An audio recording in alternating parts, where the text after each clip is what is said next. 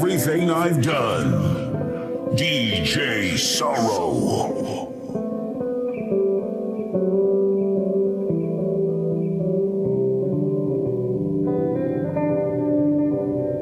It was the summer of 1928 when Henry caught wind of a new and exciting phenomenon, cryptocurrency.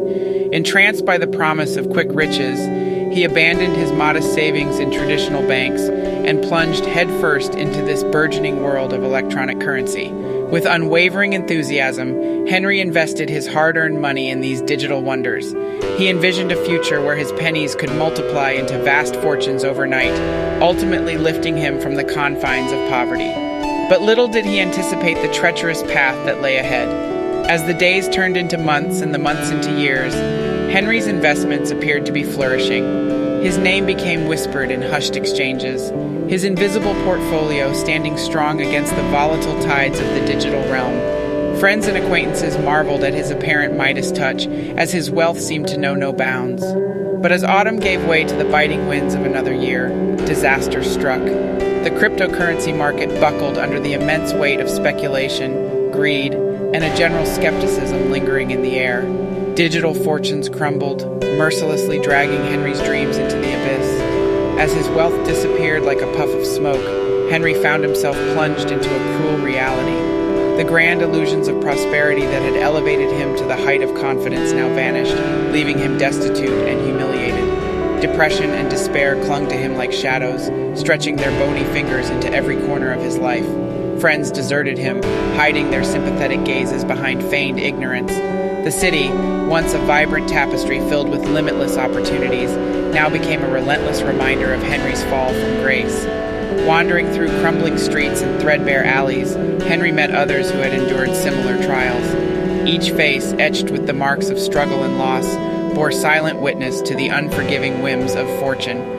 Like a modern-day Dante, he descended into the depths of poverty, encountering stories of shattered ambitions and broken dreams.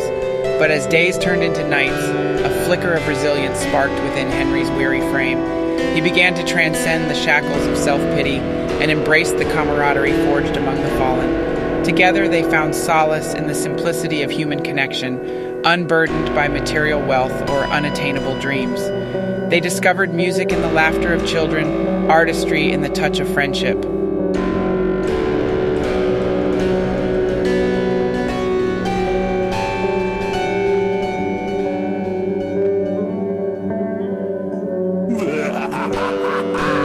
DJ Sorrow, laughing through the pain. The Yate phenomenon, the sardonic soundtrack to our dystopian reality, the absurd as political resistance. In a world increasingly drenched in absurdity, where political landscapes are punctuated by tweets and TikToks, Yate emerges as the troubadour of our chaotic age. He doesn't just spew gibberish, he's an oracle for a society that has lost its script. It's not merely about the Ukraine war or the relentless grind of your blue-collar existence. It's about the whole damn theater of the grotesque we're all unwilling actors in. The jester, as critic Yate, is less an artist and more a jester in the court of public opinion. He serves the same function that jesters have historically, to point out the idiocies and hypocrisies of those in power. From his absurd serial claims to his incomprehensible lyrics, Yate is not just a musical act, he's a social critique. Just like your blue-collar buddy who's betting his hard-earned money on Peppercoin, Yate symbolizes the misplaced priorities of a society teetering on the edge. The dystopian echoes. Anyone who's watched People's Republic of Desire knows that dystopia is not some future hell. It's already here, especially if you've been down the rabbit hole of live streams and influencer culture. Yate's music serves as the perfect backdrop for this dystopian present. His art doesn't just mimic the chaos, it amplifies it, turns it into a spectacle, and throws it back at us, forcing us to confront the grim reality we'd rather ignore. The politics of absurdity. If you think being anti-woke is an edgy political statement, then Yate's music is a masterclass in subversion. When we're drowning in the identity politics that sometimes border on the absurd, Yates serves as a reminder that the most marginalized among us often harbor the most uniquely strange beliefs. In a world where the most pressing issues are distorted through the lenses of social media and partisan bickering, Yates stands as a testament to the complexity and nuance that's missing from our political discourse. The corporate critique. What we often overlook is that Yates' rise is not just a product of individual taste, but a byproduct of a corporate machine that feeds on the sensational and the bizarre. It's the same machine that makes you believe your worth is tied to the brand of beer you drink or the cryptocurrency you invest in. Yates' popularity isn't a fluke. It's a carefully orchestrated event in a world where our attention is the most coveted commodity. Reclaim your narrative. The Yates phenomenon isn't just some random occurrence in pop culture. It's a manifestation of our collective psyche, a reflection of our convoluted times. So instead of dismissing it as another symptom of societal decay, let's use it as a lens to understand the multifaceted absurdity we're living in. It's time to reclaim your narrative. Whether it's through rejecting the political binaries that restrict us or questioning the corporate structures that exploit us. As we navigate this bewildering world, perhaps Yates' absurdity can serve as our guide. If we can find solace and meaning in the nonsensical, maybe, just maybe, we can carve out a space for genuine understanding and change in this twisted reality we call home.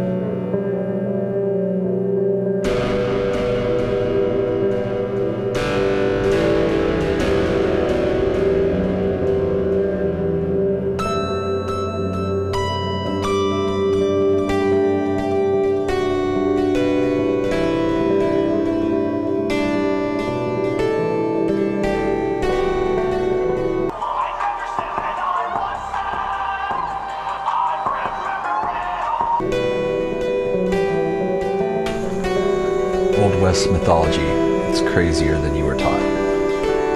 Paul Bunyan, Johnny Appleseed, John Muir, Davy Crockett have crazier backgrounds than you learned in school, or went sicko mode. The false giant and prolific apple orchard planner might have been real, no cap. And we'll follow up on all of them in another blog post. Abolitionist John Brown gave slaves guns for their rebellion. He has a complicated ideology. Eugene V. Debs won 2 to 10% of the presidential vote as a socialist in the 1920s, then went to prison for protest agitation, wrote letters and essays from jail. Radical centrist actor Mark Ruffalo read a Eugene Debs essay on stage a few years ago to honor the man. Exploited coal miners in Appalachia fought the capitalist pigs in the Battle of Blair Mountain. A strike for better wages and hours and less danger became a riot and a full battle. In the company town, cops or soldiers shot and killed coal miners. Based anarchist rednecks rule so hard, but too many were in accidental mine shaft collapses or died of black lung at 50. They truly paid the price to feed their families. Teddy Roosevelt was functionally bipolar.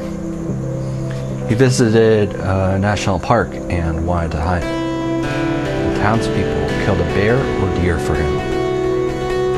He was so sad that they did that. They assumed that Teddy was a city boy intellectual with a weak stomach. They assumed he was a city boy intellectual with a weak stomach. He was more of a weekend warrior woodsman despite presidential duties, but also unmedicated for his speculated manic depression. And Lyndon B. Johnson was like that too, which is why he took meetings bottomless on the John. Display your endowed dong to assert your dominance. Thoreau's cabin was just outside the city. He wasn't in the wilderness. His mom still did his laundry. But his book is still taught in high school for good reasons. He was the first American to tell us to unplug and touch grass. Very based and wise. Skinwalkers from Indian folklore and UFO alien abductions are real. Advanced hikers do disappear without a trace in national parks.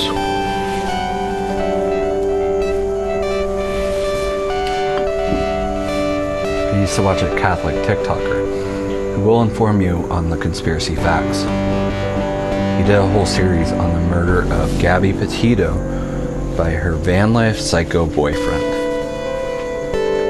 If the content creator I'm thinking of catches wind of this, maybe I could interview him on video. Yosemite has smog from over-tourism. The growing wolf population in Yellowstone is despised by ranchers whose livestock are eaten while they sleep. The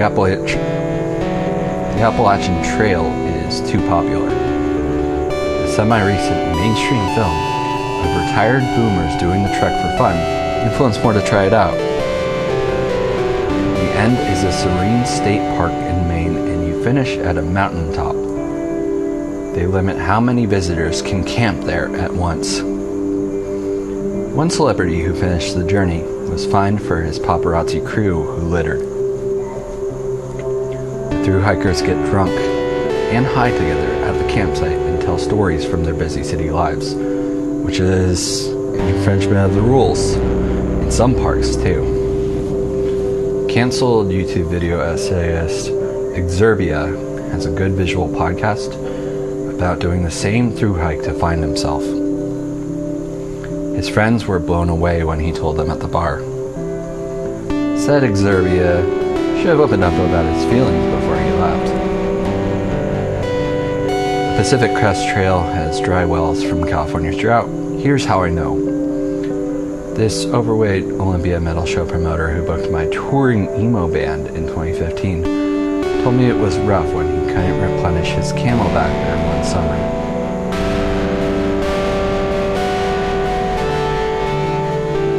I was a little surprised to find he's an avid thru hiker, but he also said he has no real friends in a Facebook post.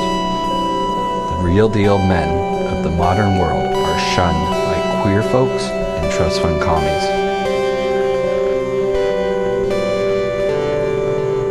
Ragged hikers mysteriously appear. Said that wrong. Ragged hikers mysteriously disappear and are declared dead. In the mountains, there's now less cooling shade in the summer heat from repeated wildfires. Timber from scorched forests is abundant. The logging companies have too much charred wood for the lumber mills. This is exacerbated by climate change, BTW. Fire and home insurance companies are canceling policies and leaving California. Wood at Home Depot and Lowe's was so expensive in 2021 to 2022 because of Canada's COVID-related economic troubles and trade laws. Please fact check me. Uneducated economist on YouTube has been the citizen journalist covering the story since 2020. He's a long-tail internet treasure, despite filming with his phone's selfie camera from inside his beater car on lunch break at the lumber mill day job. Seriously, go watch his analysis. And I haven't even covered California, Oregon, or Arizona here. The darkness and utopia of their offline realities are another post I'll follow up with when I feel like it.